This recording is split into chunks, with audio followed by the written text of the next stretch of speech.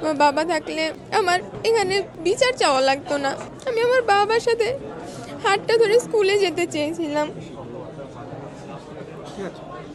আমার নাম লামিয়া আক্তার মিম।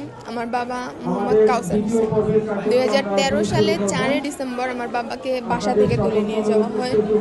আমার বাবার অপরাধ ছিল, আমার বাবা বিএমপি করতো, স্বেচ্ছাসেবক দলের একজন সাধারণ সম্পাদক ছিলেন। আমার বাবাকে রাত 2:30টার দিকে বাসা থেকে তুলে নিয়ে যাওয়া হয়। যখন আমার বাবাকে তুলে নিয়ে যায় তখন আমার বাবাকে তারা অনেক মারধর করে। আমার বাবা একটু পানি খেতে চেয়েছিল, আমাদের পাশের রুম থেকে একটা পিচ্চি এক গ্লাস পানি এনে দিয়ে, কিন্তু তারা সেই পানিটা খেতে দেয়নি, লাথি দিয়ে পানির গ্লাসটা ফেলে দিচ্ছে। আমার বাবাকে মারতে মারতে রুটি বেলা যে বেলুন ওইটা ভেঙে ফেলছে, শুধুমাত্র বিএমপি করার কারণে। আজ আমি আমার বাবার থেকে এতটা দূরে। বাবা কি জিনিস আমি এই এক যুগে জানি না। আমার বাবার সাথে আমার কোনো স্মৃতি নেই, শুধু একটা ছবি আছে আমার বাবার সাথে। আমার বাবার মুখটা কেমন ছিল, আমার বাবা দেখতে কেমন ছিল, আমি কিচ্ছু জানি না।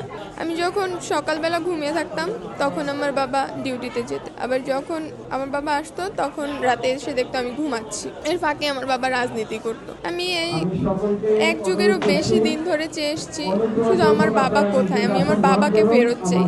এই কথাটা বলতে বলতে আমি সেই 3 বছর থেকে আমি ক্লাস 9-এ পড়ছি। আমি আজও আমার বাবার কোনো সন্ধান পাইনি। আমি চাইবো আমার বাবাকে যারা গুম করেছে তাদের শাস্তি চাই। আমি তাদের যেন এই বাংলার মাটিতে সঠিক বিচার হয়, আমি সেটাই চাই। যার বাবা নেই সেই বুঝে বাবার না থাকার বেদনাটা কি। কোথাও গেলে যদি কাউকে দেখি বাবার হাতটা ধরে হাঁটতেছে।